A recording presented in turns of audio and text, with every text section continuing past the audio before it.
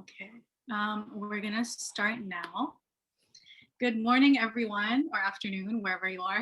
Thank you so much for joining us today for our webinar, Canada's Policies on Palestine. Today, we'll be discussing the ways in which Canada's foreign and domestic policy has aided in the Israeli occupation and the rise of anti-Palestinian policies and suppression of speech.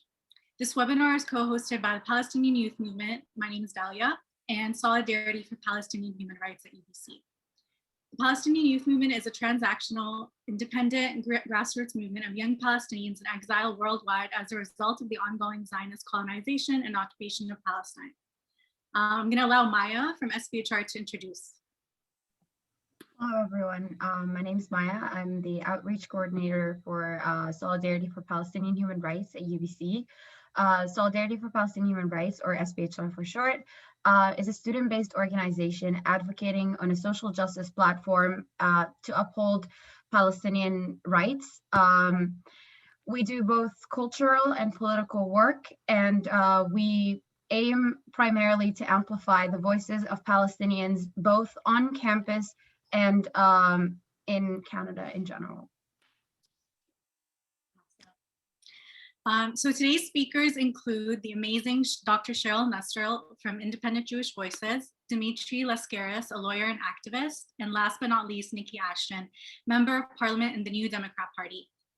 And a small disclaimer, unfortunately, Diana Boutou, who is a Palestinian Canadian lawyer, she was unable to join us, but fortunately, this will allow us to further engage with the panelists more and provide more time for audience Q&A. And I'll also provide my Palestinian perspective on Canadian foreign policy. So, so the next part, we're going to be starting with statements from each panelist right now. Then we'll move on to facilitated questions, which will take around 30 minutes or so. Then towards the end, we'll allow the audience members to ask any questions. Please, be fair. We're not here to take any rude questions, so just keep that in mind. So we're going to go ahead and start with the first panelist, Dr. Cheryl Nestle. Please go ahead. Okay, thank you, Dalia.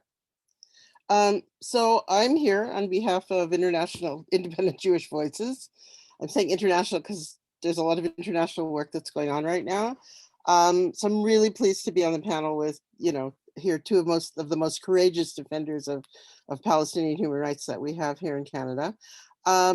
So I think in my remarks today and in my responses, I'm going to pretty much stay in my lane, which is the International Holocaust Remembrance Alliance working definition of anti-Semitism, or for short, the IHRA, which I've been working to defeat in Canada and internationally for the last 2 years. And I'll talk a little bit about it, and I'll try and draw some links to what Canada is doing on behalf of this definition that is injurious to many things, including Palestinian human rights.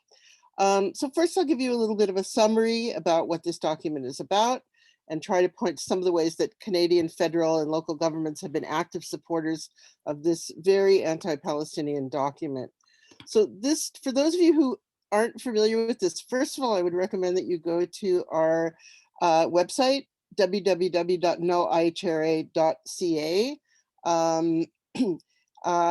Independent Jewish Voices is right now one of the world leaders in opposing the IHRA. Our website is being used internationally by groups who are trying to defeat the IHRA. And it has been really gratifying that we hopped on this issue fairly early. And we're prepared for the onslaught that was to come. And there's a new onslaught happening now, which I can talk about a bit. But let me tell you about the definition itself. And so this definition was originally developed by the European Monitoring Committee on Racism under the auspices of the American Jewish Committee in the early 2000s. It was supposed to be a document that would be used for the purpose of research, not as a public policy document. In other words, they would use the points and the definition to determine whether or not a particular statement or incident was indeed anti-Semitic. So this document, first of all, includes a brief and very vague definition of anti-Semitism, one that you couldn't really argue with, but it's not exactly enlightening either. But what is troubling about the whole document is that it includes 11 examples of anti-Semitism, some of which can't be argued with, but 7 of which deal with criticism of the state of Israel. And that's where you get into trouble here. This document, through a series of very, I won't say nefarious, but there is research ongoing right now to understand how this definition, which was basically dropped in 2005, I believe, how it came to be picked up by the International Holocaust Remembrance Alliance in 2016 and became a cause célèbre. It became a document that was pushed. What the member organizations of the IHRA were pressured to adopt it. There's research going on right now at Oxford University that shows that the claims that it was adopted unanimously by the IHRA are actually false. And anybody who's interested in that, I can share that information with you. Here's not the place to do it. But the campaign that was launched around this was to have governments, universities and other public police and other agencies adopt this definition. But it was claimed that this was not a non-legally binding definition. And I'll talk about why that's very disingenuous in a minute.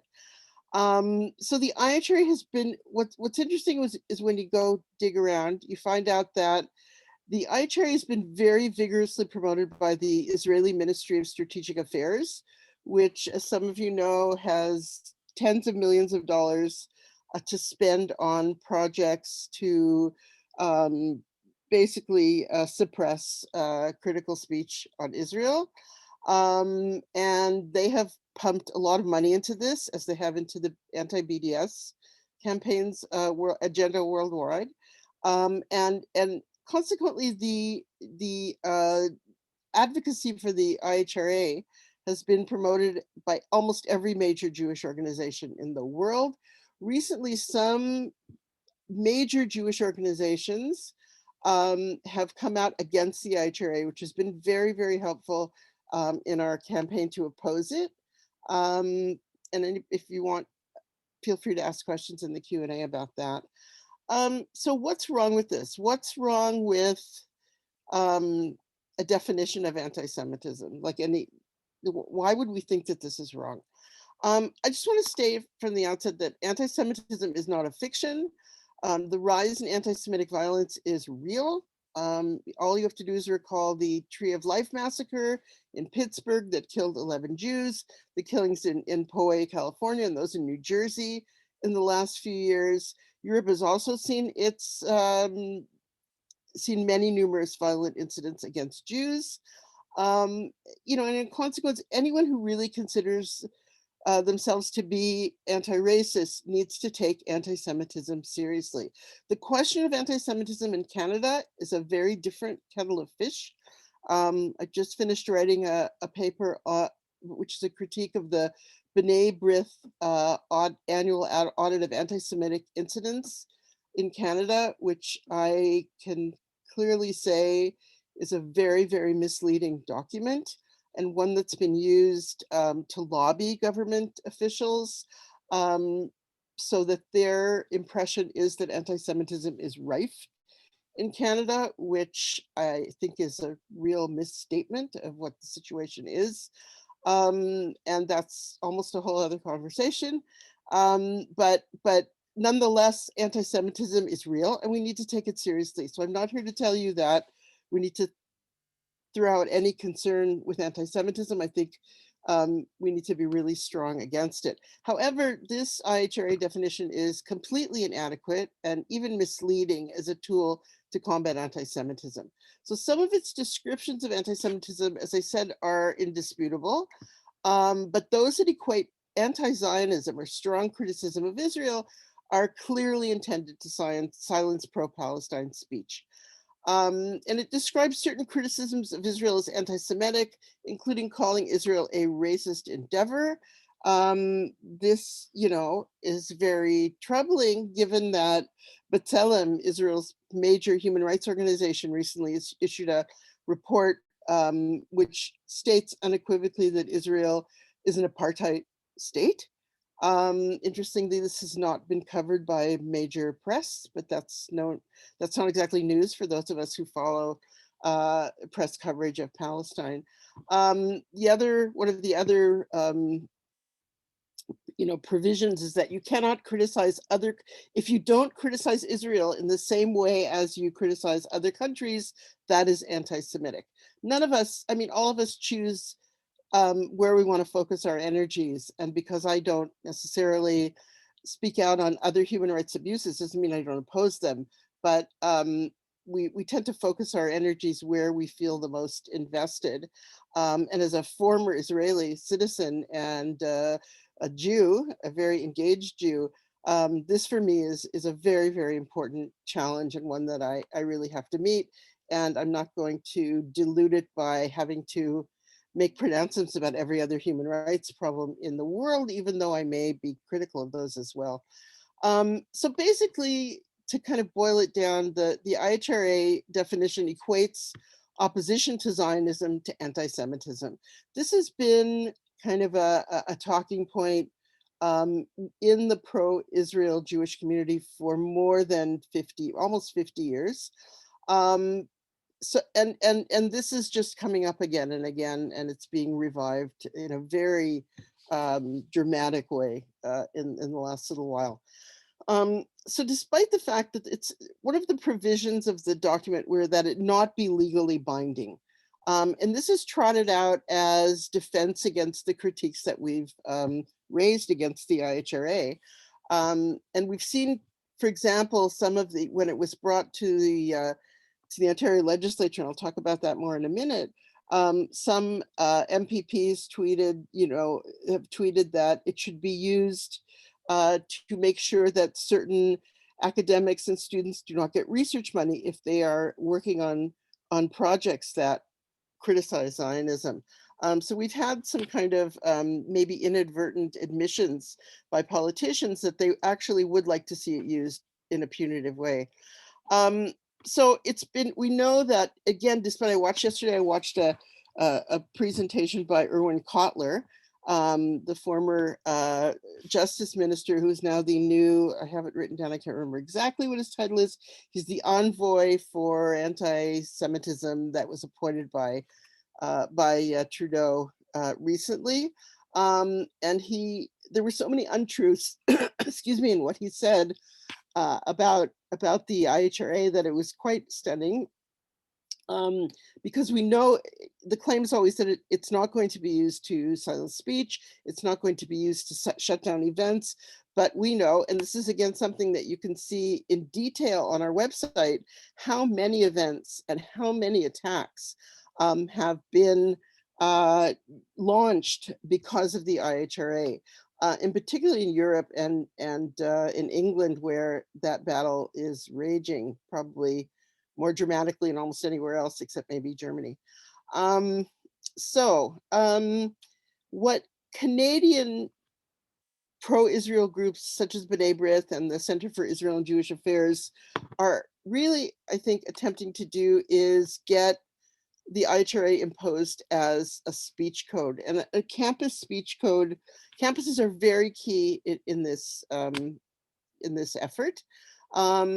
And what we're finding and what we're seeing, and we certainly have the evidence internationally and particularly from the States, and a group called Palestine Legal has been very much on top of those kinds of acts of suppression.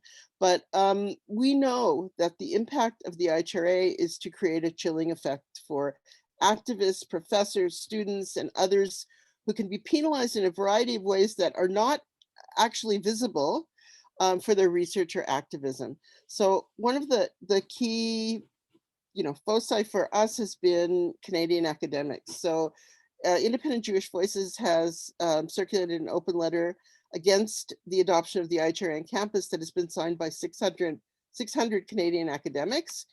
And another initiative that I've been involved in which is called, I always have to look at it because it's a very long title. Academic Alliance Against Anti-Semitism, Racism, Colonialism, and Censorship in Canada, better known as ARC, has launched a campaign to get academic unions and faculty associations to pass resolutions rejecting the adoption of the IHRA on their campuses. So what we've seen in both Canada and the US is that, and this is very, very important, that the IHRA has been largely used to attack racialized people who support Palestine. And, you know, despite protestations that this is not the case, it will not be used, we know that this is what has happened. So it can be punitive, even if it's not a legal tool. And, you know, it is definitely a clear and present danger to those speaking out on Palestine. And I think the suppression of speech on Palestine, suppression of the Palestinian narrative, suppression of academic work on Palestine is another tool in the toolbox of basically erasing Palestine and Palestinians. And this is something that, in my estimation, needs to be fought absolutely, because those stories are what keeps the movements alive. It's what keeps the memories alive, and it is what educates people about the injustice that's been done. So to silence that means to erase an entire people. So just a few notes about Canadian complicity, and certainly Niki and Dimitri will have a lot more to say. So one of the first things is that Canada included this 38-word definition in the terminology section of its June 2019 anti-racism strategy, which seems oxymoronic to me, but there it was. And there was very little fanfare. We didn't know this was actually coming. And in the footnote, they referenced the full definition. So there's the definition, which is this very mundane 38-word statement. And then there are the examples, which is where the problems are. But the examples are referenced there. There is a debate about whether the references really belong or not, but that's a whole other conversation. So last year, as many of you know, Bill 168 was brought by the Tories to the Ontario legislature, after which IJV and allies launched a vigorous campaign for its defeat. And I just want to interrupt myself here to say that IGV had been working on this for quite a long time, but it wasn't until we were able to partner with other organizations, PYM, academic groups, and others, that we really brought the full force of our opposition forward. And I think that working in coalition around this issue and many others that we're going to talk about today is absolutely key. And you know, we came very close to I think to defeat, but in the end, the Ford government did an end run around the legislature and brought in the IHRA in an order in council, which is being disputed, I think, in several places on several grounds. So I want to talk about Jewish advocacy organizations for a minute. And they're key to the question at hand here because they do so much lobbying, pro-Israel lobbying, pro-IHRA lobbying. Their latest project is to get the IHRA incorporated into the online hate legislation, so that just as if those of you who followed the Facebook campaign, that Facebook is thinking about making Zionism a slur, or Zionist a slur, which can be censored by Facebook, it's the same sort of thing. So it would bring into effect a mechanism by which anti-Zionist speech online could be construed as anti-Semitic speech and therefore be policed. So you have Jewish advocacy organizations such as the Center for Israel Jewish Affairs, CIJA, B'nai B'rith Canada, the Simon Wiesenthal Center, all of which have extraordinary access to elected officials at all levels. And Dimitri is a big expert on this, and I used his blog to look at some of this stuff recently. They promote trade and military cooperation between Canada and Israel. They have been working for the defunding of UNRWA, and very key in pushing the adoption of the IHRA. as Dimitri has documented, there are 15 registered lobbyists on Parliament Hill that CEJA has, and they lobbied more than 40 federal agencies. And then there's the issue of junkets and sending MPs on junkets to Israel. In 2016, CEJA sent 24 members of parliament on fully paid trips to Israel. I don't have the updated numbers, maybe Dimitri knows them. I think it is the second most active lobbying group in Parliament. And then we have the issue of Trudeau's recent appointment, I mentioned earlier, of Irwin Cotler, former Minister of Justice, and here's his title, as Canada's Special Envoy on Preserving Holocaust Remembrance and Combating Anti-Semitism. So Cotler is no, non-partisan fellow. He's a vocal proponent of the IHRA. He recently made a video for CEJA full of, as I said, very disingenuous claims, defending its use, as a reaction to the upcoming IHRA resolution of the NDP convention, which the pro-Israel groups are very, very keen on defeating, and are using every tool in the toolbox to do so. The other thing is Kotler's daughter is a member of the Israeli parliament, the Knesset. And basically, I think Kotler's appointment is nothing short of a love letter to Israel and its supporters here in Canada. He will do the bidding of pro-Israel groups and perhaps of Israel itself. So the IHRA is just one area where Canada has been complicit with Israel, with Israeli apartheid and Israeli violence on many levels. And there are many, many other things, which I'm sure the other panelists have a much better understanding of. So I will leave that here.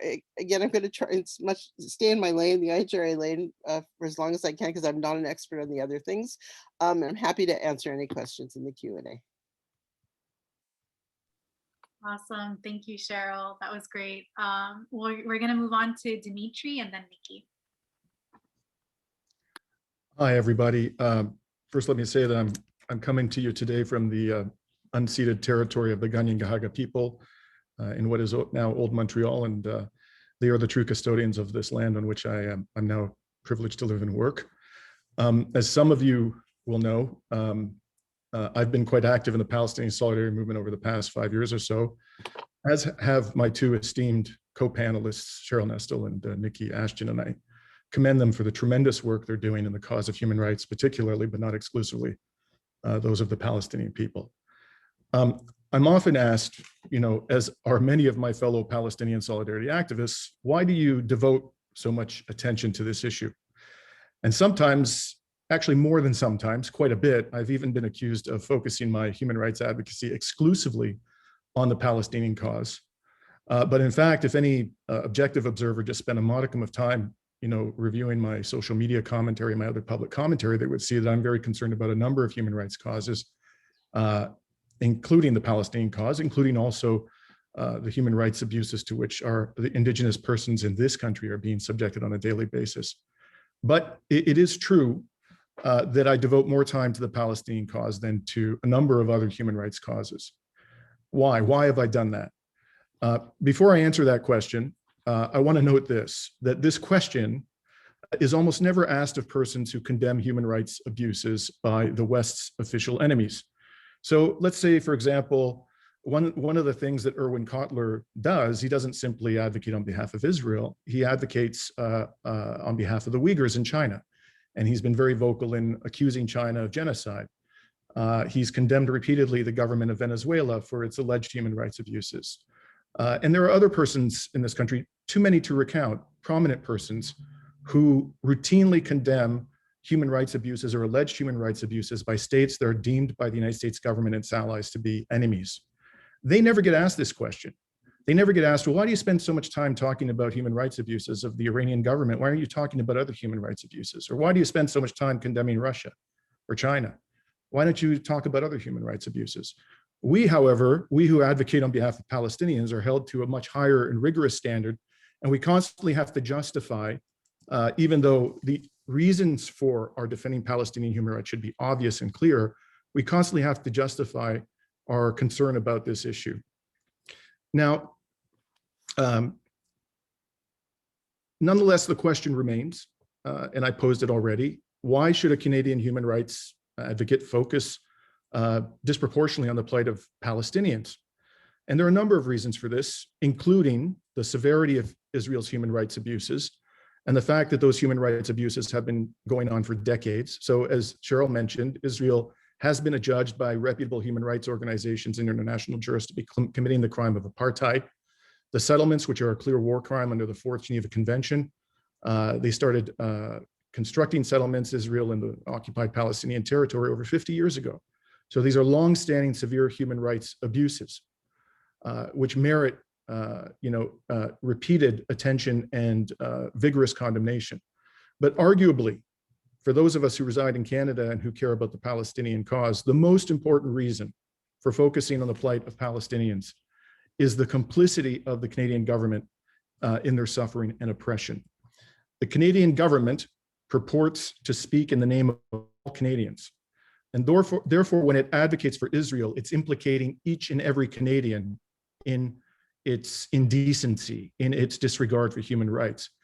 I think the fact that it purports to speak on behalf of all Canadians imposes on Canadians a duty to critique the government's position with respect to Palestinian rights and to disavow its position and to make clear that the government is not speaking on our behalf when it praises Israel and repeatedly throws the Palestinian people under the bus.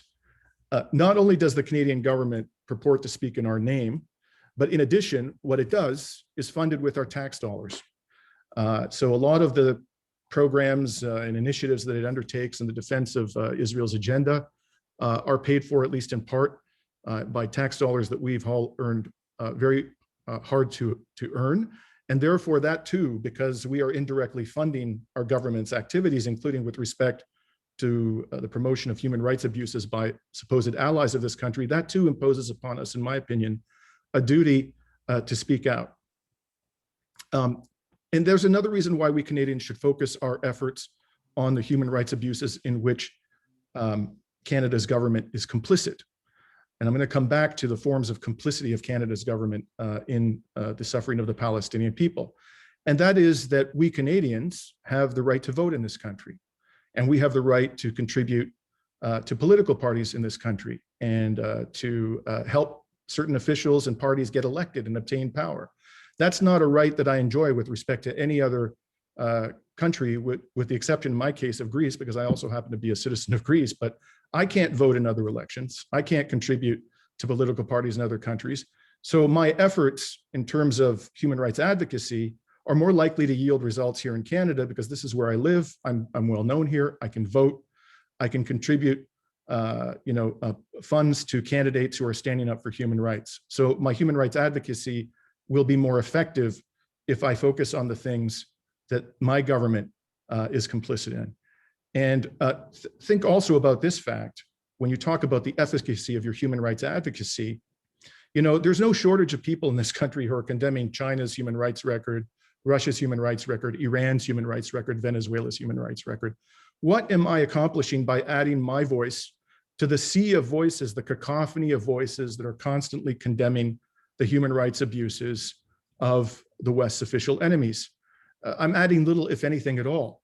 Where I can make the greatest contribution is in focusing on the human rights abuses that are being buried by the political elite and by the mainstream media in this country and so-called think tanks and other constituencies, and draw attention to those human rights abuses. That's where I can have the greatest impact. But adding my voice to, the many, many voices who are condemning the West's official enemies isn't going to accomplish a hill of beans at the end of the day.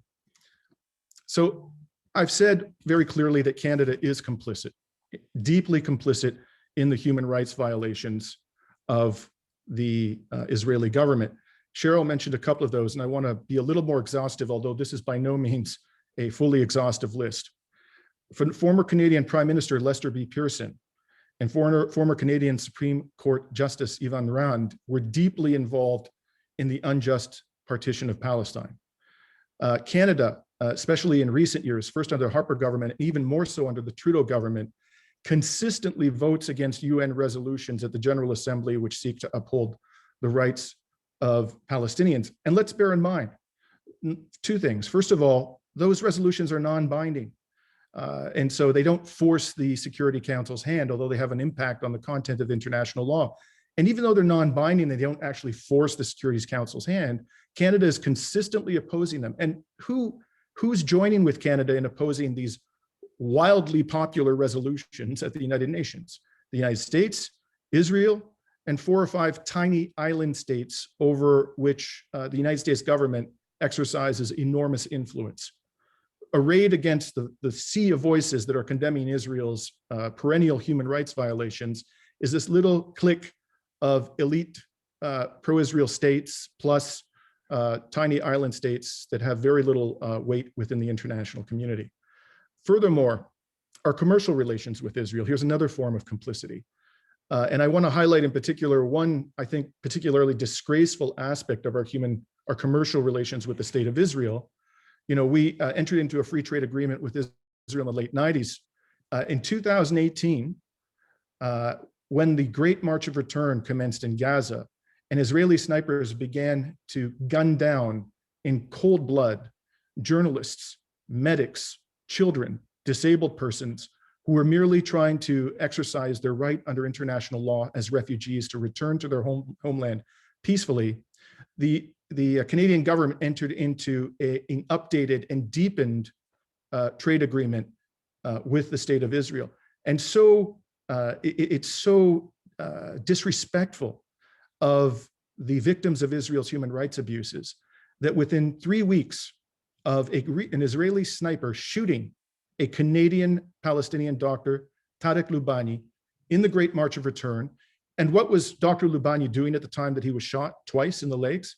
He was standing in the open air with the sunlight shining down on him in medical garb, simply looking around the field of protest in order to see if there were people who needed his help or the help of his medical team. That's what he was doing. He was clearly targeted. It was clear that he was medical personnel. It was clear that his shooting was a war crime committed by the Israeli military. And within 3 weeks, the Canadian government signed an updated and deepened free trade agreement with Israel and invited the economy minister of Israel to come to Toronto to a posh symposium at the Royal York Hotel to celebrate Canada's deepened relationships with Israel. What else have we done in terms of complicity? I'm not going to say much about this because Sheryl has talked about it and knows a lot more about the subject than I do. Our government, both federally and at certain in provincial governments, have promoted the IHR definition of anti-Semitism, which is plainly designed to silence the voices who are critical of Israel's human rights abuses. The Canadian government has vilified, the Trudeau government and the Conservative Party have vilified the BDS movement. And why do we support BDS, those of us who are advocates for Palestinian human rights? Because it's the only option the Palestinian people have. Every other avenue of relief, every other avenue of justice has been choked off by the United States government, the Israeli government, and their respective allies. And so the only way that we could possibly influence Israel's behavior is by civil society taking matters into its own hands and imposing some form of economic penalty on those who are responsible in Israel and the occupied territories for the suffering of Palestinians. And for that, Canada's parliament, led by the Liberals and Conservatives, have demonized the BDS movement. Another form of complicity, our government trades in arms with the state of Israel. Most recently, it bought drones, which had been effectively field tested on Palestinian civilians in Gaza, purportedly for civilian purposes, but nonetheless, it was in effect making the operations of this Israeli manufacturer of these murderous drones more profitable by purchasing those drones for purportedly civilian purposes. Our government allows the Israeli consulate to recruit Canadian citizens, dual citizens, to serve in the Israeli military, to do so on Canadian soil. That recruitment is happening here in Canada. It allows Canadian citizens to serve in Israel's military, even though the record is clear that Israel's military is engaged on a daily basis in war crimes and crimes against humanity. It has accorded charitable status to the Canadian branch of the Jewish National Fund, which controls, I believe, in the range of 13% of the land in Israel and plainly discriminates against Palestinians in the allocation of that land. And finally, our government, again, this is not intended to be an exhaustive list. I've just tried to highlight the main points of complicity. Our government is engaged in surveillance cooperation with the state of Israel. and is even cooperating with Israel in the development of artificial intelligence, which the Israeli government clearly intends to employ and may very well be employing in the course of its military activities. So yes, Canada's government is terribly complicit in the suffering and oppression of the Palestinians. And I say that we Canadians therefore have a duty to expose, condemn, and resist peacefully our government's policies and practices with respect to the Palestinian people. Thank you. Thank you, Dimitri. And last but not least, Niki, please go ahead, and then we'll be moving on to facilitated questions and then audience questions. Thank you, Dalia. Well, I'm really pleased to be joining you today from my home on Treaty 5 territory, the territory of the Nissachawasik Cree Nation. I want to thank the Palestinian Youth Movement for your invitation and the Solidarity for Palestine Human Rights at UBC. And I want to thank you for hosting this very important discussion, and an important discussion at this moment in time. I'm pleased to join Dr. Nestel and Dimitri Lascaris to talk about our role as Canadians in our complicity when it comes to the oppression of Palestinians, but also our role and what can we do to support the struggle for human rights when it comes to the Palestinian people. We know that in the past, Canada has often prided itself on being a nation that believes in international collaboration, in human rights, in peace, in the rule of law. As you've heard, when it comes to Palestine, that has often not been the case when it comes to Canada. Yes, we've boasted oftentimes on the international level about our commitment to peace building and development, peacekeeping, and the list goes on. But we've often strayed from those commitments, and like I said, in the case of Palestine, dropped them entirely. We've seen how commitments have been replaced by austerity, by silence, by demonizing those speaking out for human rights, and worse, complicity in ongoing oppression. We as a country are not only failing to stand up for human rights of the Palestinian people and the importance of the rule of law, but we are encouraging ongoing oppression. And I want to reflect on the fact that there have been many things, and Dimitri pointed to a number of them, that Canada has done directly and indirectly to reinforce and to engage in that complicity. We know that one clear sign amongst world leaders of our of our complicity was the fact that we lost our election. Canada lost its election for a seat on the UN Security Council. And I want to acknowledge as well the work of the Canadians for Justice and Peace in the Middle East, who explained that by voting in lockstep with the United States on resolutions relating to Israel and Palestine, Canada lost the support of certain General Assembly delegations, including the 57 countries of the Organization of Islamic Cooperation. We know that obviously other factors went into that as well. Canada's cuts to overseas development assistance, Canada's failure to commit to meaningful action on climate change. But let's not kid ourselves. Canada's complicity when it comes to the ongoing oppression of the Palestinian people was also a contributing factor to us not being seen as leaders when it comes to human rights and support for the rule of law. I also want to acknowledge that there's ongoing serious concern about things that Canada is doing. And there was reference to a recent approval by Canada's Transportation Ministry of a $36 million contract for drone technology from an Israeli weapons company. And real concern that as to where this money is actually going. We know that whether it's on the work of the International Criminal Court or the ongoing failure to ensure that the Palestinian people have equitable access to the life-saving COVID-19 vaccine, Canada has not been the voice for human rights, peace, and the rule of law we often profess we are. So where does that bring us today?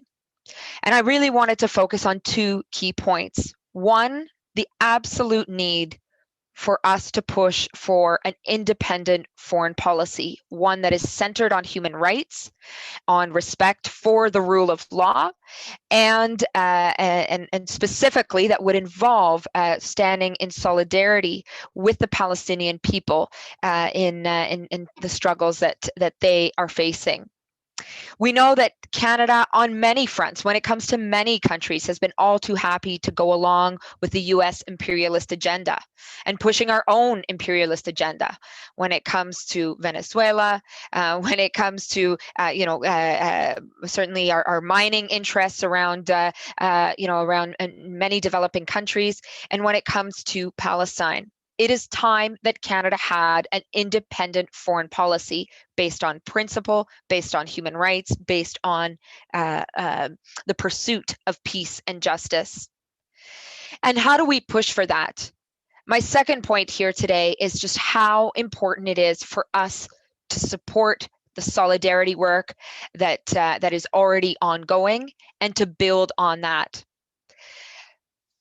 That's why it was so important for me to be here and for this event today and support the work of the Palestinian Youth Movement and the Solidarity for Palestine Human Rights at UBC, because you are doing the work to engage, obviously not just Palestinian, Canadian young people, but to engage with Canadians of all different backgrounds about what it is that we have to fight for.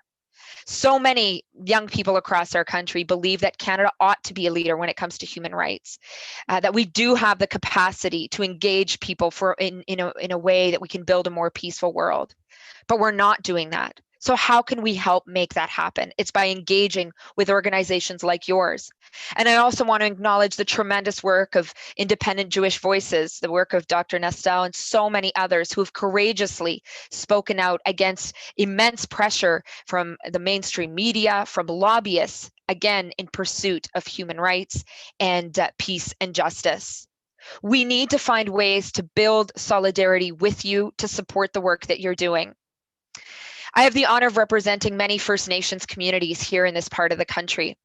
Their struggles, as many of you know, are common to yours. The struggle for land, the struggle for sovereignty, the struggle for survival. And I know for many Indigenous activists that they are incredibly supportive of the struggles of Palestinian people. And I believe there's potential for so much more work in connecting the struggles that First Nations peoples are leading and waging here in our own country and the work of Palestinian Canadians and Palestinians around the world. Let's help make those connections and beyond that, right? With so many progressives that are speaking out as allies in saying that the struggle for human rights and respect for the Palestinian people is a struggle that we must all be part of.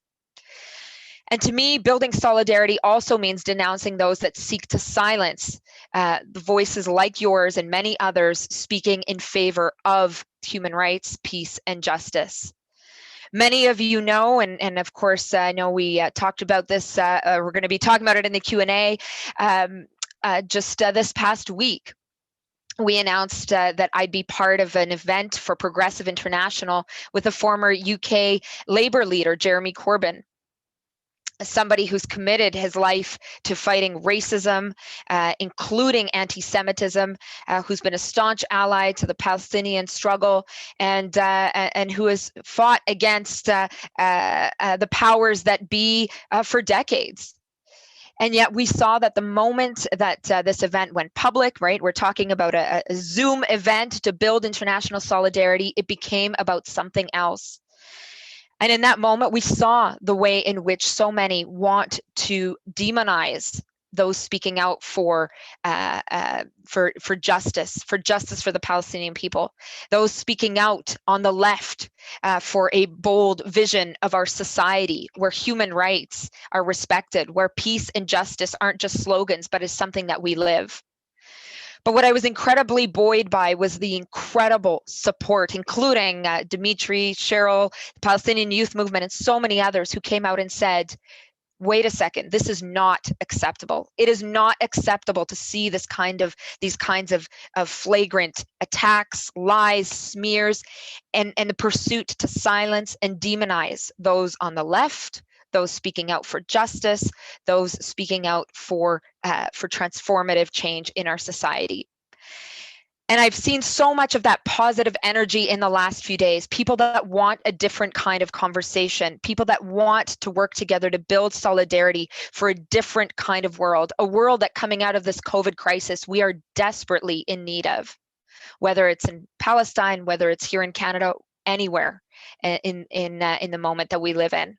And so I see that incredible energy and I see that desire to build that kind of solidarity in pursuit of justice and freedom for Palestine, in pursuit of justice and freedom for Indigenous communities here in our own country, in pursuit of justice and freedom for people around the world. Thank you very much.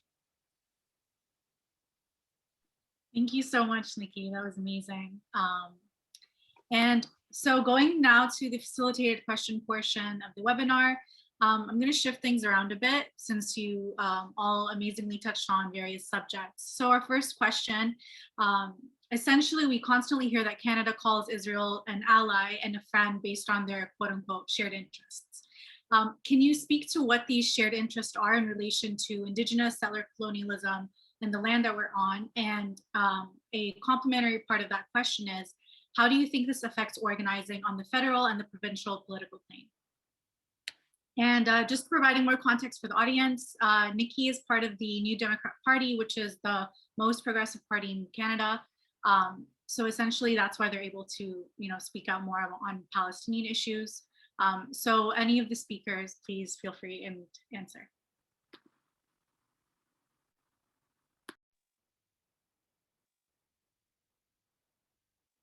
Niki, would you like to go first, as you were the last person to speak in the first round? Go ahead, Dimitri. I can go after. Okay. So look, there are the shared interests which our government claims to have with the state of Israel. And what you'll hear is the shared interests are interests in democracy promotion and human rights and stability in the Middle East. And then there are the real shared interests. Now, I don't want to simplify the reasons for which our government has historically been so supportive of Israel. That there's a variety of reasons, one of which, although I think it may be the least important of which to the Canadian government, is Canada's historical responsibility to the Jewish people, because our government and the Canadian state, the people of Canada historically have visited injustices, quite serious injustices upon the Jewish people. So there's some historical sense of responsibility there. And I think it's being misdirected when you express contrition for Canada's historical culpability to the Jewish people by supporting what is an apartheid state. But I think that is a factor nonetheless, and it's an understandable human factor. I think the biggest factor, not the only one, but the biggest factor is geopolitics. I don't think that we would have nearly the level of support throughout the West at a governmental level for the state of Israel if Israel wasn't conveniently located in the part of the world that has the highest level of conventional oil reserves.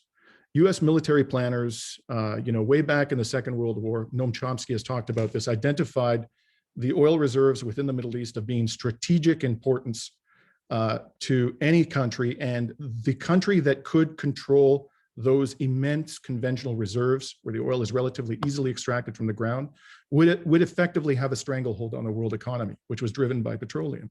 And in many ways, Israel acts like a gigantic Western military base in the middle of this extraordinarily important strategic region because of its oil reserves.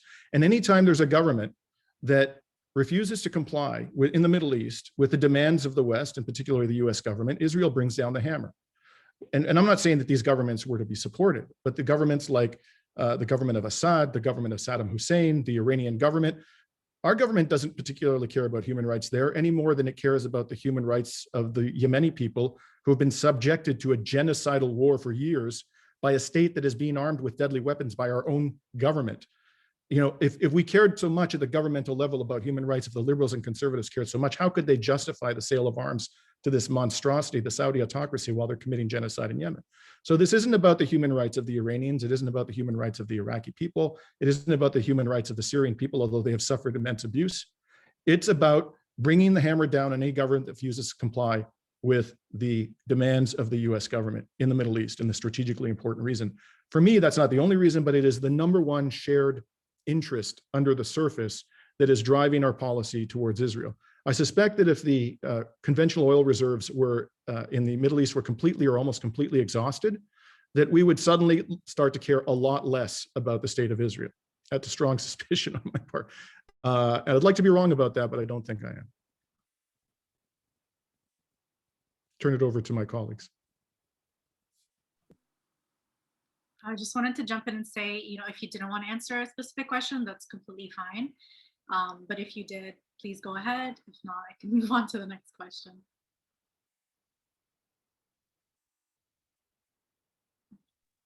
I'll add one thing if possible, and it might come up in another, I saw it came up in the Q&A, about what the Canadian public thinks about support for Israel, which is that Independent Jewish Voices did a recent survey with Canadians for Justice and Peace in the Middle East, which showed that Canadians overwhelmingly support Palestinian human rights.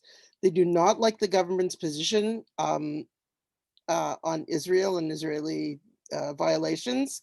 They support sanctions, and we seem to be working completely against public opinion, the Canadian government that is, on this issue, because the Canadian public is far more progressive than any of our government representative, maybe not all of them, Niki, present company excluded, but the governing party and those to their right continue to push this agenda. I'm always astonished by how incredibly anti-Palestinian Trudeau has been.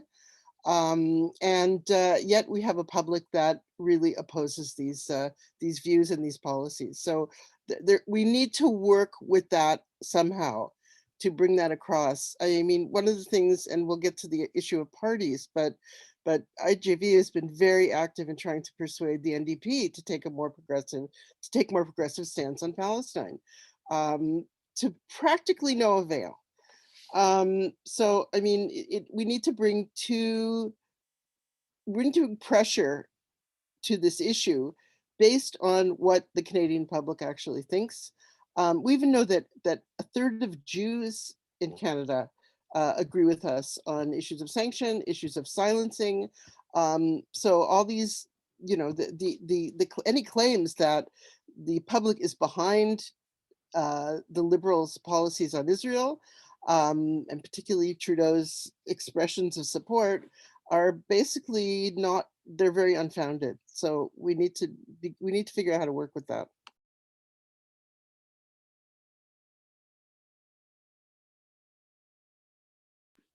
Thank you, Cheryl. Niki, I'm not sure if you wanted to touch base, but we can move on to the next question if you did. So for the next question, essentially the government of Canada's policy is a two-state solution, right? And they constantly peddle that, whether through social media, Twitter, at different political conventions, and it's constantly talking about the two-state solution. So what do you think of the two-state solution's weight for Palestinian statehood today, or in complete truth, lack thereof, and how does Canada justify its support?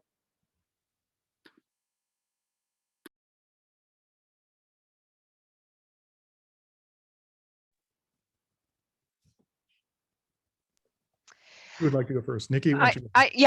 I can start off, and it sort of connects to the previous question. First of all, well, one, I mean, I would say that they're the usual talking points, right? And that you hear about from many around the two-state solution, and that's what it's aspired to, and that's that, right? And I think that we and I remember years ago hearing from an American Jewish academic who talked about, tracking with the reality in Palestine today, and alternatives to that vision, and drawing out voices from Palestine that were, we're questioning that vision, and how, and so on and so forth. And I think a lot of what we hear, so that national narrative from our governments and politicians is just talking points, when in fact behind the scenes, again, there is that complicity to to do anything but try and find a way whereby Palestinian statehood, Palestinian sovereignty, and Palestinian human rights are respected. And so I think, I would sort of go back to the first question and sort of saying we need to call out the hypocrisy from Canadian governments who couch some of their language openly, but in effect are an ongoing active part of the problem, right? And I think, the ongoing activism of so many organizations is we have to hear what is actually the reality on the ground at this time, and move away from sort of the 15-year-old, 5-year-old sort of comfortable talking points, and be a voice for what Palestinian people and what Palestinian struggles are dealing with at this time.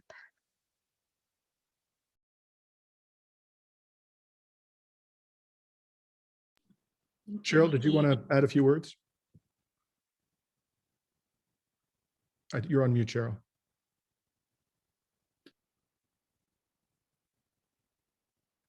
Okay, maybe I'll say a few things about this. So let me just clarify at the outset that my own view about the two-state solution is agnostic. I think that whether this situation is resolved by means of the one-state solution or the two-state solution should be left up to the people of Israel and the people of the occupied territories and the refugees who live outside of Israel and the occupied territories, many of which live outside of the occupied territories. So I would support whatever form of resolution the protagonists support. But then there's the reality. And the reality is that the two-state solution is dead. And it was killed. It was put to death by the government of Israel many years ago. The government of Israel made clear long ago, including, in my opinion, at the time that the Oslo Accords were negotiated, that it has absolutely no intention of allowing the Palestinians to have a truly, I stress, truly sovereign and viable state. What it is sovereignty minus some key aspects, for example, having their own defense forces. That's something which the Israeli government wouldn't allow, even though every sovereign country in this world is allowed to have its own military forces to protect the population. But there are other ways in which the Israeli government made clear long ago that it's not prepared to give the Palestinian people full sovereignty. And quite apart from that, the extent of the settlements now in the West Bank, I've been there 4 times. My most recent visit was in 2016. They're so extensive, and these are clearly meant to be permanent communities, and some of them are full-blown cities. These are not temporary accommodations. These are permanent installations on occupied territory in violation of the Fourth Geneva Convention. There's a whole body of infrastructure that has been built up, including a road network, which is a high-quality road network, which is essentially confined to settlers, and the Palestinian occupied people are not permitted to use to support these settlements. And what is left, you have this collection of scattered Palestinian occupied Bantustans. Even in those Bantustans, you don't really have effective sovereignty being controlled. Israel controls the airspace. It controls the movement of the people in occupied territories from one Palestinian community to another. It controls the resources, including the water supply. It controls the inflow and the outflow of goods for commercial purposes. So even those Bantustans aren't sovereign in any meaningful sense of the word. And so as a practical matter, I think where we're headed, unless some Israeli government comes along that's prepared to undertake the extraordinary challenge of dismantling those settlements, what we are practically headed towards is a one-state solution if we're going to have justice at all. And that means, that that the Jewish inhabitants of Israel will need to understand that they can be protected. They can be protected in a state that isn't an ethnocracy.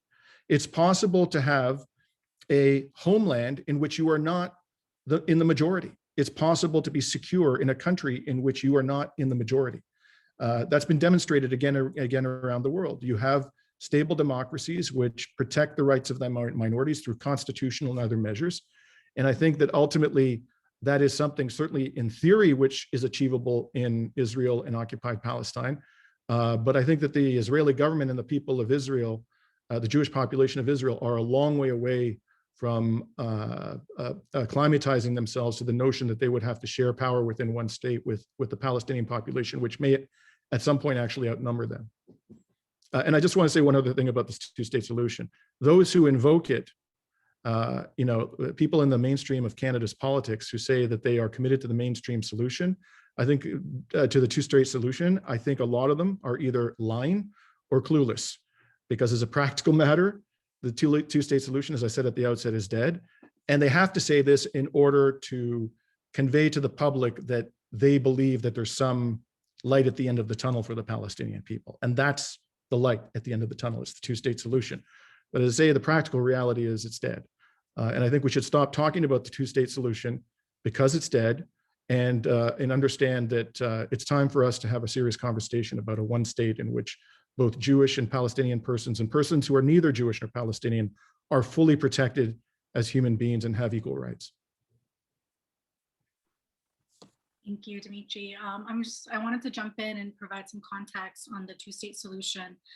Essentially, the two-state solution fails to address the wrongdoings of 1948, known as the Nakba, also known as the catastrophe. So when we talk about why the two-state solution is dead today, it's because there are some historically significant aspects of that, and also considering the fact that Israel's illegal settlements have continued to expand, and the construction of illegal settlements, whether in the West Bank or historic Palestine, also as Israel, it essentially constitutes a deep fragmentation. So when we do think about the two-state solution, the deep fragmentation of Palestinian society and Palestinian land really aids in the fact that the solution will not be able to work today, just because of how much territory and how much dispossession and destruction of villages and land has happened on Palestinian territory. So that's where it comes to, if we're going to look at the pragmatics of it, to provide some context and a bit of my opinion. Niki or Sheryl, I'm not sure if you wanted to add something.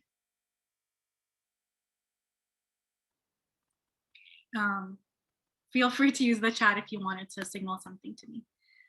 So moving on to the next question, we're gonna touch on a bit about the IHRA, which Sheryl really spoke well about.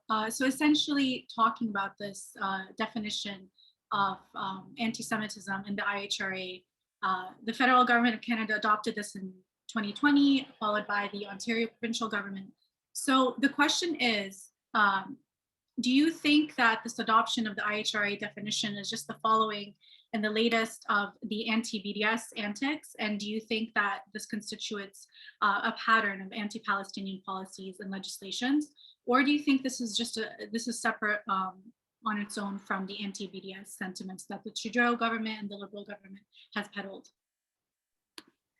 Okay, I guess I'll speak about that. This is not, I'll put it to you this way, this is not separate from what the Ministry of Strategic Affairs in Israel has handed down as the official strategy to pro-Israel Jewish groups in the diaspora and to friendly governments. This is not a real attempt to quell anti-Semitism. I think that one of the things, I guess I could inject it here, but in the chat, somebody asked about, well, why are governments doing this? Why are tiny little municipalities with no Jewish populations adopting the IHRA status? Why are football teams in England adopting the IHRA? Like, what is going on here? And it is really, it's kind of befuddling. I think as my friend Max Haven says, the being pro-Israel, being against anti-Semitism is the get out of racism free card. It's a way of obscuring the way that many of these governments do not attend to racial emergencies in their own governments. I mean, certainly it seems to me that there's far less attention being paid to Indigenous issues, clean water, etc., than there is being paid right now to the question of anti-Semitism. It is directly linked to suppressing speech on Palestine. It is directly linked to the growing opposition to Israeli violence and apartheid. It is an attempt to silence the movement that's growing around the world. It is not innocent. This is not an innocent intervention in what clearly is, a rising anti-Semitism. We know for the most part that the rise of anti-Semitism around the world is a phenomenon that's coming from the white supremacist right and not from the left. However, the left is constantly being tagged and being demonized because of expressions against Israeli apartheid for being anti-Semitic.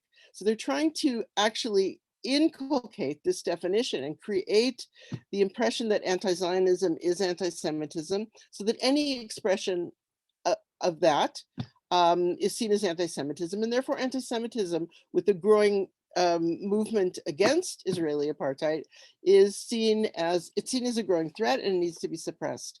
While I would concede that there are people who innocently take this up, who are seriously, interested in quelling anti-Semitism, they see what's going on in certain parts of the world. But for the most part, we know that the directives are coming straight from Israel about how this is to be adopted. I mean, this has been going on since about 2007, pretty much since the launch of the BDS campaign. So it has pivoted from being anti-BDS, although it continues to do that, to being pro-IHRA.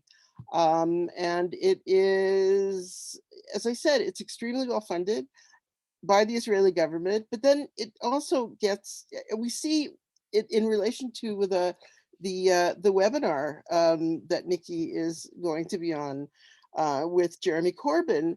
The amount of effort and vitriol that has been poured out over this, these things are concerted. I'm not a conspiracy theorist, but they are coordinated.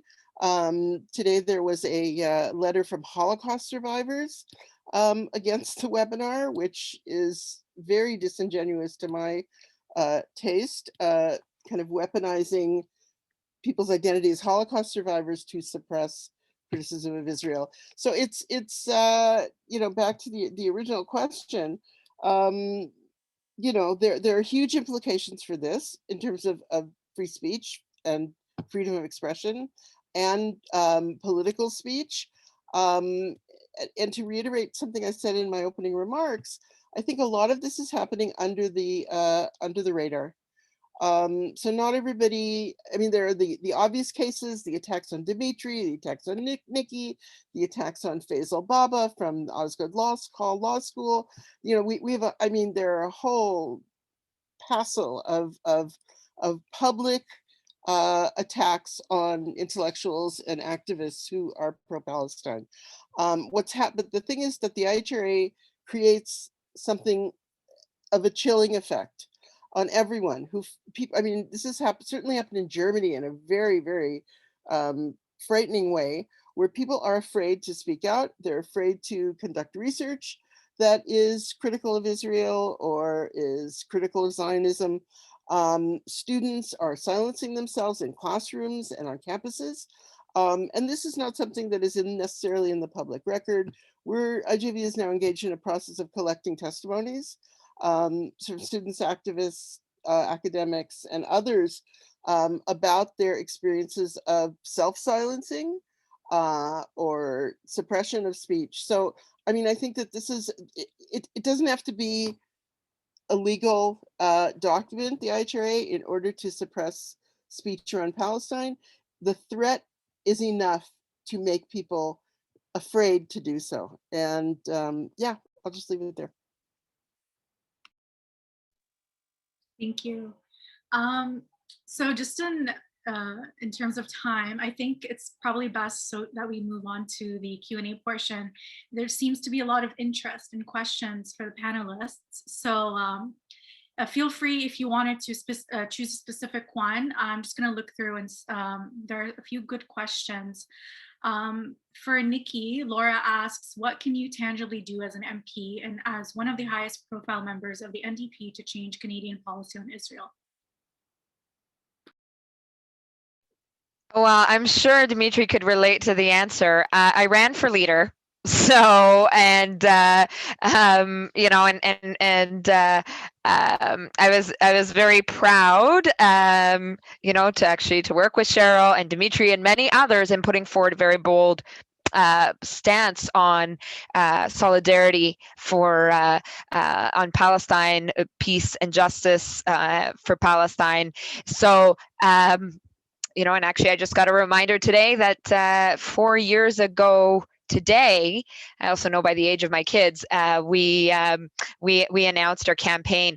You know, and what I saw on that campaign was the absolute hunger from many progressives to have our political parties and certainly the you know folks that say we're progressive, be more progressive, be bolder, be clearer when it comes to our solidarity with the Palestinian people.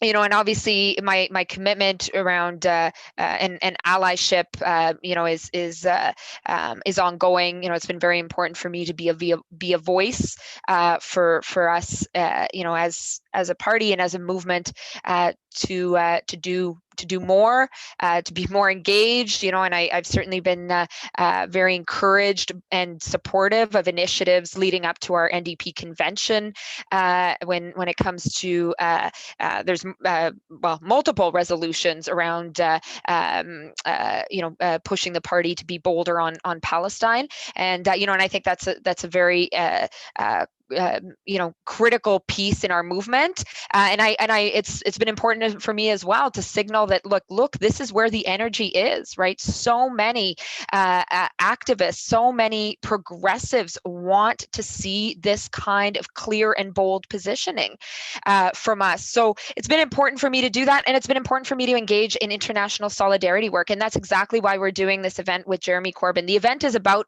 Progressive International and building international solidarity. But to Cheryl's previous point, so many with vested interests have made it an attack on Corbyn and in a discussion, and frankly, either it depends how you look at it, anti-Semitism or the Palestinian people. And in fact, nowhere in the title does it say any of those words, right? And which really speaks to just how, you know, how difficult this discussion has become. But really to underscore the point, you know, I believe it is critical for those of us as progressives on the left who want to see a bolder kind of politics to engage at the international level, to build solidarity at the international level in terms of, you know, many struggles, including the rise of the far right. You know, I spoke about how I work a lot with Indigenous communities. You know, this part of the country, you know, Western Canada, we've seen some very troubling examples of the rise of the far right, including, you know, the man that this summer trudged into Rideau Hall to try and assassinate our prime minister. He came from my own province, and it was found out that he was involved with a very problematic far right activity. Right? We're not taking that seriously enough. We're not denouncing the Conservatives when they play to that base, when they engage that kind of rhetoric, right? And you know, and I think that so much of our focus as progressives needs to be, you know, around building solidarity, calling out the desire to misdirect and you know, and you know, take away attention, I guess, from the bigger picture, which is an ongoing struggle for human rights, for justice, for peace, fundamentals that so many of us believe we should all be able to enjoy. Thank you. Okay, there's some, Dimitri, I saw you unmuted. Not sure if you wanted to jump in. I'll take a pass on this one just because I know there are a lot of questions in the chat. So. Yes, we have some great questions. Let's see the next one. Okay, lots for Niki and Dimitri. Okay, this is a good question. Again, anyone feel free to answer. Do you think the Canadian public is truly plugged into Israeli apartheid and occupation? It would seem that leftist grassroots spaces might be more so than the general public. Aside perhaps from Jewish, Palestinian, and other West Asian demographics of Canadian society, I can't see non-activist general public having much awareness, but I'm interested in how panelists gather or sample public opinion. And I think, Sheryl, you touched a bit on this regarding Canadian surveys. Again, feel free for other panelists. I'll just say one thing that I've noticed in our surveys. We've done 3 surveys so far about Canadian public opinion, including one on Jewish public opinion, and the most recent one on Canadian opinion on Israel-Palestine. What has always struck me about, there's one number that has struck me in all 3 of these surveys, and that is the 20% who say don't know. We have a very large percentage of people in this country who really don't know. They don't have a clue, and this may be connected to one of the other questions that was in the Q&A, which is how do we get the press to pay more attention to issues around Palestine, which is such a very frustrating reality for us that it is almost impossible to get an op-ed into the major newspapers. But the other side, as they call them, the pro-Israel forces always manage to get in many of these. And I think it's not that we're not doing a good job of educating the public, we're doing the best we can with what we've got. But I think that we really have to strategize around communications vehicles for bringing this issue to a broader public, because there are a lot of people who turn their heads from this issue. They feel it's too complex, it's too complicated, I don't want to piss anybody off. There are 2 sides to the story, but somehow we need to come up with a strategy to really get our points out in a way that is more accessible to the Canadian public in general. So yeah, I want to touch on, in answering the question, a poll that I co-sponsored in 2017 with IJV and CJPME and Murray Dobbin on Canadians' attitudes towards a range of issues related to Israel and Palestine. One question which I thought, for me personally, was very encouraging and striking was, the premise of the question was an undeniable fact, which is that Israel's settlements violate international law. This is something which our own government, unbeknownst to many Canadians, has been saying publicly. You can see it today on the Global Affairs Canada website. It's been there forever. The settlements violate the 4th Geneva Convention. Israel's annexation of East Jerusalem and the Golan Heights violate the 4th Geneva Convention. This is the position of the General Assembly. It's the position of the United Nations Security Council. It's the position of the International Red Cross, and on and on and on. So this is just a basic fact, which has existed for years. A lot of Canadians don't know this because the media doesn't talk about it. But when you tell them this, and then you ask them, do you think the Canadian government should impose some form of sanction on Israel so that it actually complies with international law? A majority of people said yes. You give people the basic undeniable facts of what's happening in Israel and occupied Palestine. Overwhelmingly, I think they will support sanctions on Israel. They will support a Canadian government that drastically revises its approach to this problem and recognizes explicitly which party is the oppressor, which party is the oppressed, and that the Palestinian people are being deprived of their basic human rights. So we got to get the facts to the Canadian public. That's the big challenge. Cheryl's absolutely right. Far too few people in the mainstream media are willing to do that. We do have some notable exceptions, like Linda McQuaig, admirably has talked on a number of occasions about the suffering of the Palestinian people. There's a gentleman over at the CBC we hardly hear from anymore. McDonald is his name. I can't recall his first name, Cheryl and Nikki, but in any event, he's been incredible. He's actually even written an article at one point, which the CBC dared to publish, raising the question about whether Israel is an apartheid state. But these are voices in the wilderness in the mainstream media. And so, one person who's done a fantastic job of pressuring the CBC into talking about the suffering of the Palestinians is David Kattenberg, who's a client of mine and a friend of mine, a member of IJV. He's been waging a one-person war against the editorial masters at the CBC to get them to talk about things like B'Tselem's recent report, which unequivocally declared Israel to be an apartheid state. So we have to pressure our media organizations, especially the state broadcaster, the CBC, to give Canadians the basic facts. Once they have them, the right policies will follow inevitably. Thanks, Dimitri. I wanted to jump in and provide some of my opinions. I think it's so important for many Canadians as well, and public opinion, to actually go against the status quo. So right now, most of our problem is, especially as Palestinians, that we're not given the same opportunity or the same space to come out and speak about our experiences, speak about our expertise. And so another thing that I wanted to touch base on is that this is where progressive movements come into play. This is where joint struggle, this is where organizing, whether on the political plane or in the media, or even just in community grassroots movements, all of these different factors come into play in essentially altering Canadian perception and essentially kind of removing that status quo on censorship and kind of fear on speaking out on Palestinian human rights, right? And another thing I just wanted to add on is kind of decolonizing the language that we use. I think a lot of the times people tend to, separate Israel and separate the occupied Palestinian territories, or just West Bank and Gaza. But I think we should also kind of be aware of 1948, which plays a crucial part of Palestinian history. With that being said, I'm going to move on to the next question. Again, panelists, feel free to pick and choose a question that you like or you see that's suitable for you. I'll just look through two. If you wanted to just jump in and ask to answer one, do let me know.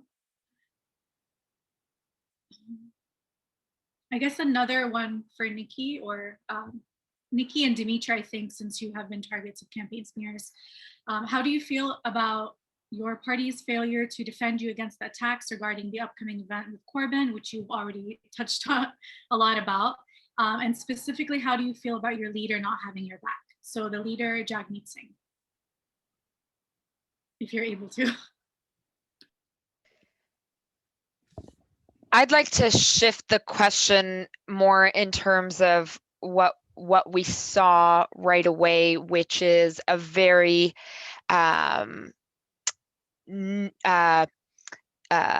nuanced, very clear pushback from many people involved with the NDP, and not just the NDP, to a number of so-called progressive voices when it came to this event. And there was right away a clear understanding of what was happening, right? Again, going back to that weaponization of anti-Semitism, right? And the vilification of people that stand in solidarity with the Palestinian people, right? And people were calling that out right away, right? And people were calling out the demonization of progressive voices right away. And so to me, what I've certainly seen is that people have also just had enough, right? That we've had enough of the talking points, of the silencing, and we talked about the mainstream media, the bias, the demonization, right? And if I could just sort of move away from the specific event, there's some really, and just talk about sort of the energy, I guess I saw defending it is also, though, the kind of energy we've seen in progressive movements in countries that we look to as as like-minded countries like the UK and like the US, right? I mean, progressives that have rallied around, yes, Jeremy Corbyn, but around the struggles that he and so many believe in, right?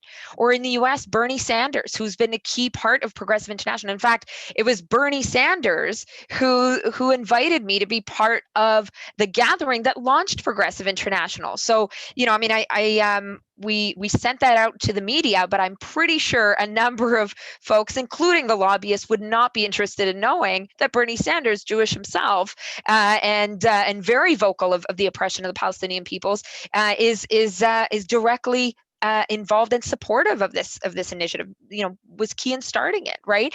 And so, you know, the energy though that we've seen behind Bernie Sanders and progressive movements in, say, the US, you know, has connected various struggles and said, look, we're all up against very very similar things, and essentially a system that's trying to divide us, right? Divide us based on who we are, what we look like, where we're from, where our parents were from, all of that, and make us feel like we're alone, and make us feel like we're on our own, and it's hopeless, and you know give up, and if you don't give up, you're this, you're that, you know, that vilification, right?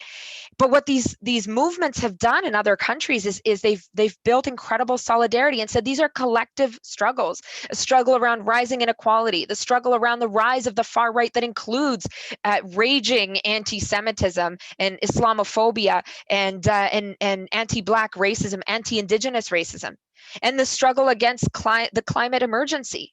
Right. So we've seen examples in recent years and in recent months, right, of how there's been incredibly progressive movements around the world that are finding ways to find common ground, to build together and to fight together.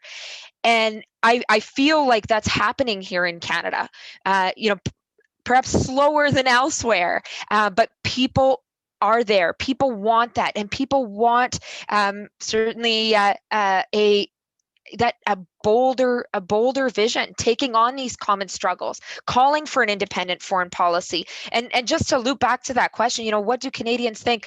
You know, there's increasingly more and more Canadians that are outraged over the fact that we are selling arms to Saudi Arabia to kill Yemenis, right? There's increasingly Canadians that are outraged about the absolute destructive and deadly mining practices of Canadian companies supported by the Canadian state around the world. There are increasing numbers of Canadians that we saw it with Bolivia that called out the BS lines from our government when it came to suppressing the progressive movements in Bolivia and elsewhere in Latin America, right? And I think what's so important is connecting the dots, and there's common ground to be found in these struggles, right? There's common ground to be found in building that solidarity at the international level, but especially here at home, and saying we've had enough. We've had enough of the status quo. We've had enough of the hypocrisy, and I'm starting to see that in bigger ways. You know, I see it through the work that you do and other organizations are doing on a daily basis. And let's lift that up, and let's find ways to support the work you're doing and push the work that you're doing, the vision that you're putting forward with everything we've got. I'd like to add a few comments to this. Thank you, Niki. And that is, you know, I think the polling that has been done, especially that ECOS poll I referred to from 2017, shows that when the basic facts are communicated to Canadians, large majorities of people who identify as supporters of the Green Party, the NDP, and even the Liberal Party, yes, the Liberal Party, possibly not the Conservatives, although even that one I'm not sure about based on that polling, they support concrete measures to bring Israel into compliance with international law and to respect the rights of the Palestinian people. You know, the problem is that there's a disconnect in all three of the parties, my party, Niki's party, and the Liberal Party, between what the base wants and what the leadership is prepared to countenance in terms of Palestinian solidarity activism. And this has been true for many years. You know, effectively, the leaders of these parties act as filters through which no strong support for Palestinian rights can pass. So you've seen this, for example, when in the last election, Trudeau was tossing people out of his party like Hassan Gouillet, an excellent candidate in Montreal who had advocated for the Palestinian people in the past, because he was attacked by pro-Israel groups. And you saw what happened to Niki, and I've experienced this myself. You know, we passed a resolution in 2016 with the support of over 90% of the Green Party members calling for sanctions on Israel, including an arms embargo and a ban on the importation of settlement products. And the leadership of the party, you know, buried it, completely buried the policy and almost never talked about it. And has, you know, effectively called supporters of the BDS movement anti-Semitic, or insinuated that they're anti-Semitic. So we have to have leaders in this country who reflect the will of the base, not just on this issue, but a whole range of issues.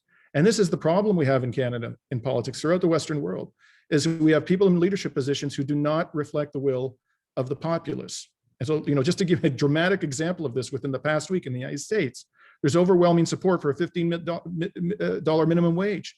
The Democrats have control of the House, the Senate, and the Congress. And they didn't increase the minimum wage, which is at poverty levels, by 1 penny. I mean, this is as dramatic a demonstration as you can imagine of how the leadership of political parties in the Western world are stifling the will of the populace and their own support base. So we have to start electing people to leadership positions like Niki, who actually do what the supporters of the party want them to do. And then we'll fix up this world real fast.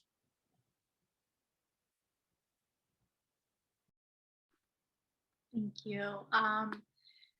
We have a lot of questions, but just for the sake of time, I'm going to choose this one. So this one is from Greg Bird for Dr. Nestel. What can student organizations do about the drive to get universities and student associations to adopt the IRA definition? Student associations at Ryerson, Winnipeg, and Western University have adopted it. How can activists build coalitions on their own campuses and draw from resources already out there? That's a really good question, Greg Bird. This is a really difficult challenge, given the level of organization on campuses of pro-Israel groups. I think that this is again where the idea of coalition becomes extremely important. That those students on campus who want to protect their own academic integrity, who want to protect their professors' academic integrity, who want to be able to protest, need to come together with various partners. IGV has chapters on some campuses, not enough, but there are lots of opportunities to organize on campus. With COVID, it's much more difficult now to find your potential partners on campuses to organize. But I think this is also a place where, and we're seeing this now at University of Toronto, where professors and students can come together on this issue, on these issues, and have a much stronger voice. So it's a matter of reaching out to those people who have politics that would be sympathetic to opposing the IHRA and other related issues, and reaching out to them, educating them, use the resources that are available, and showing a united front around this issue. And again, I think because so much gets invested in the pro-Israel groups in not just in terms of money, but in terms of time and energy and organizational support, it's a big challenge for those of us on the other side to do this. But I don't think it's impossible. I think there are lots of academics, professors on campus who share these politics. We had 600 people sign our open letter. Students need to reach out to their own professors for support. They need to reach out to their potential partners and create kind of united fronts on campuses that can oppose this policy. There are no easy answers, and particularly with COVID, we're constrained in so many ways. There's no tabling, there's no meeting in the student lounge to talk. But we found other ways of communicating, and sometimes they're more effective. But this is a big challenge. I think that I invite everyone to reach out to IJV for help and to ARC for help.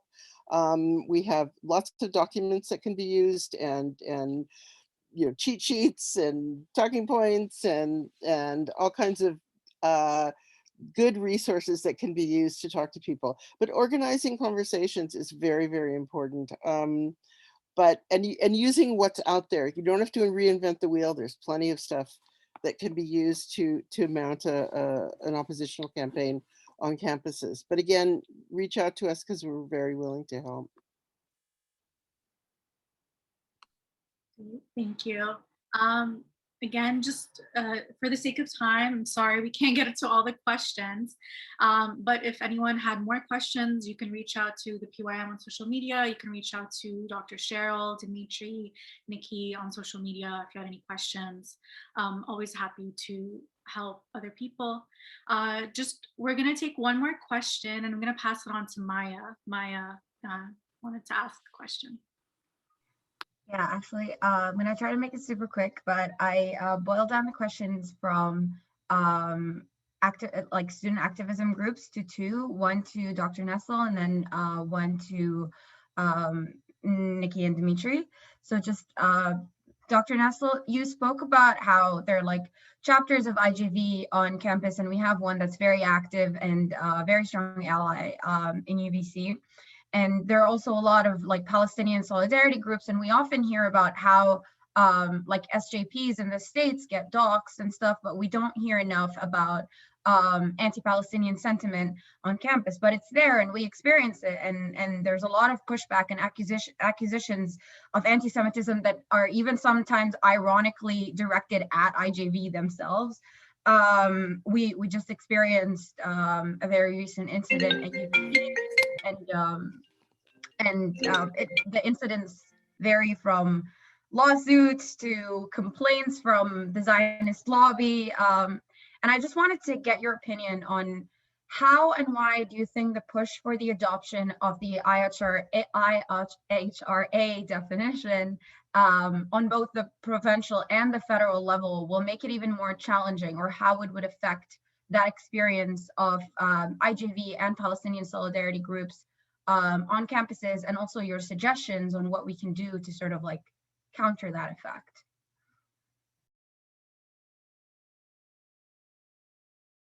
Okay, I'll try to remember all the components of that question. Yes, we're all getting attacked.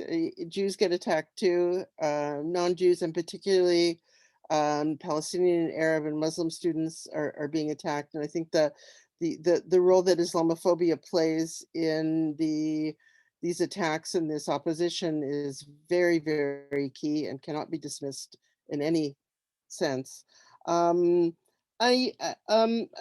I think in terms of pushing back against the attacks, again, you have to use the allies that you have out there to, I mean, one of the key things, and I don't like to keep bringing up IJV because we have so many great partners in this, is that we're there to deflect, that we have tried to come to the defense of as many non-Jewish pro-Palestinian activists as we can, and argue back that what they're doing is not anti-Semitic.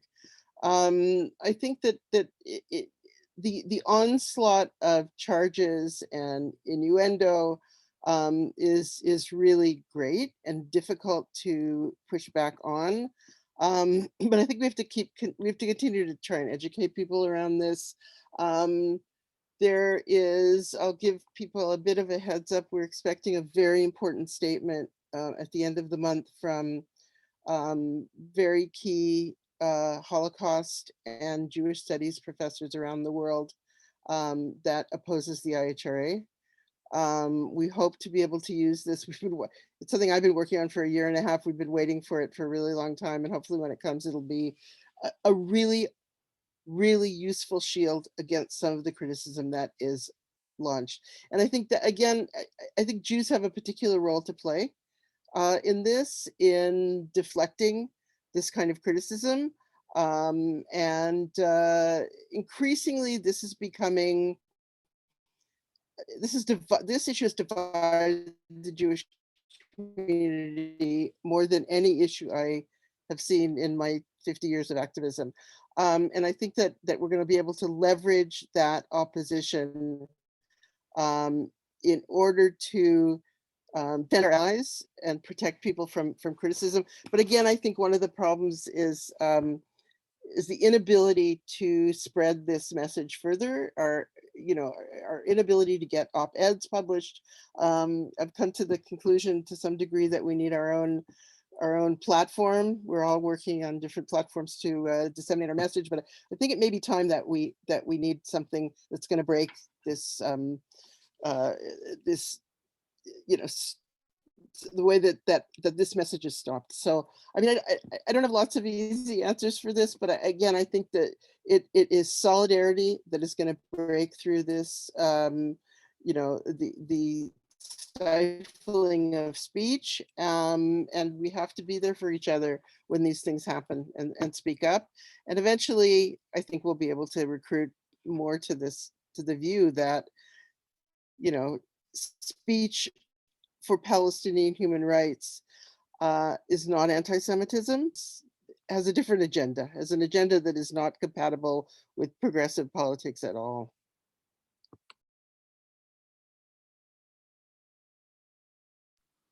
Great, thank you so much, Dr. Sheryl. So that wraps up the question portion. Sorry again, we couldn't get to all the questions. Thank you everyone so much for joining us today. If you wanted to learn more about student organizing and how to get involved on campuses, you can follow SBHR UBC. They also share resources on other forms of student organizing. To get involved in community organizing, whether with the Palestinian Youth Movement in Vancouver or Toronto, you can also follow our social media handles and reach out to the social media platforms. Thank you again to Dr. Sheryl and Niki and Dimitri for joining us today, and thank you to the audience. With that being said, have a great day. Thank you. Thanks for inviting us. Take care. Thank you. Okay.